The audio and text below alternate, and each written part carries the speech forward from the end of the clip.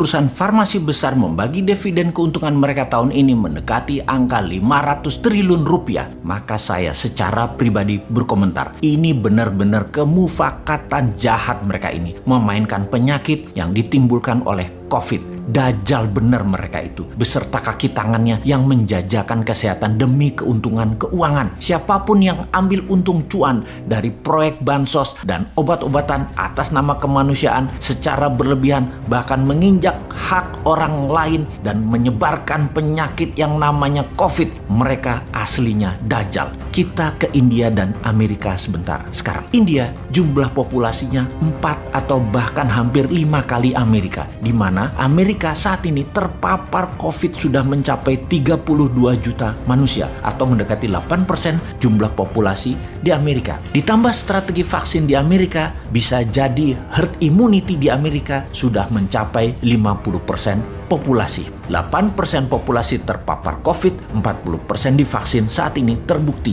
data terpapar COVID melandai turun tajam di Amerika saat ini. Di India, kalau 8% populasinya adalah 100 juta manusia, akankah terpapar sampai 100 juta manusia di India? Akankah hal ini akan terjadi di India? Hingga hari ini yang terpapar sudah mendekati angka 30 juta. India darurat dan dunia tegang. Berita tentang India terus diputar di mana-mana. Kemudian Turki mulai diberitakan hal yang buruk. Jepang serta Malaysia mulai disebar berita negatif.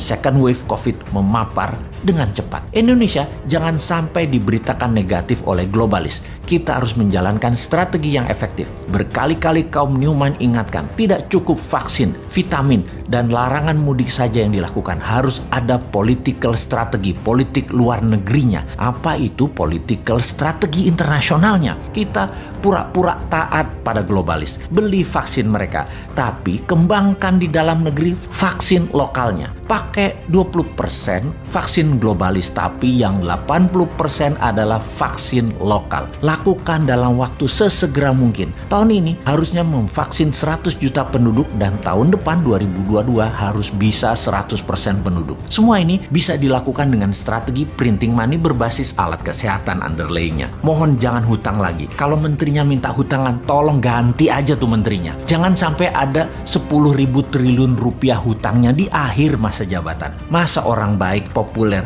dapat gelar raja hutang sih? Janganlah. Menteri yang baik, pendukung kerja beliau menyarankan hutang, janganlah. Stop berhutang. Oke deh, kalau memang bisanya ngutang, nggak bisa buat uang, ya mbok ngaku saja. Kita bantu deh mengatasi ekonomi dan COVID. Untuk hal ini, Newmind setuju. Lebaran dengan Zoom dan video call. Kali ini kami setuju, tapi tidak tahun depan. Tahun lalu kami sudah setuju. Karena tidak perform dengan baik tahun ini, kami masih sabar. Kami sebagian aja yang pulang kampung, tidak pulang mudik. Benar, untuk memutus mata rantai COVID yang terbaik adalah batasi pergerakan manusia. Jadi kaum Newmind mendukung tahun ini tidak mudik, tidak pulang kampung, dan tidak berwisata hingga akhir bulan Mei 2021. Kami dukung.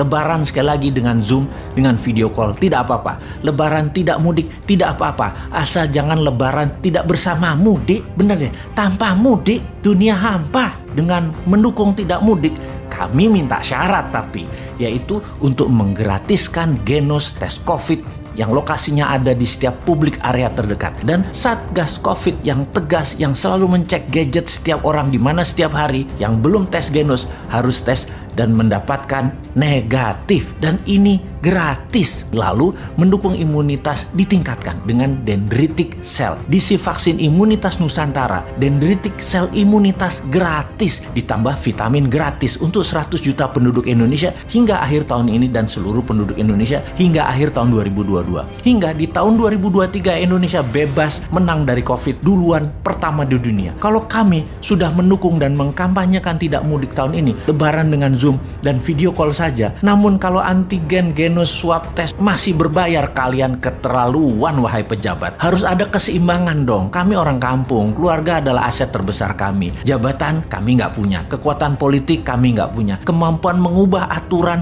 nggak punya juga, kemampuan mengatur untuk kepentingan kelompok kami juga nggak punya juga, kemampuan mengatur untuk kepentingan kelompok kami, golongan kami, dan bohir kami juga nggak punya. Jadi keluargalah yang kami punya. Kami bisa bersabar satu kali lagi, tapi sebagai balasan Genos gratis, swab tes gratis, antigen gratis, kemudian imunitas gratis, vitamin gratis. Setuju?